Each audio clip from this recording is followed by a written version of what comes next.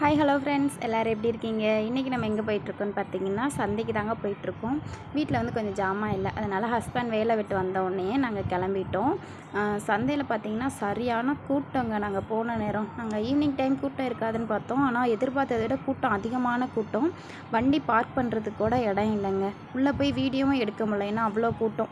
அதனால் நான் வீட்டுக்கு தேவையான ஜாமான் எல்லாமே வாங்கிட்டு வந்துட்டேங்க.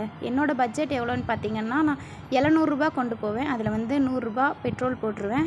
ரூ. 600 ஜாமான் வாங்குவேன். அதிலேயே தம்பிக்கு வந்து ரூ. 200 ஸ்நாக்ஸ் போக மீதம் உள்ள காசுக்கு வந்து நான் வந்து காய்கறி, வீட்டுக்கு என்னென்ன தேவையோ அந்த ஜாமான் எல்லாமே நான் வாங்கிட்டு வந்துடுவேங்க.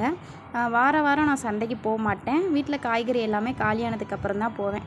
இந்த கொட்டான் வந்து நான் அம்மாட்ட முடஞ்சி கேட்டேங்க. ஏன்னா பூ போட்டு வைக்கிறதுக்காக பூ வந்து ஃப்ரெஷ்ஷாக இருக்கும் அப்படின்னு.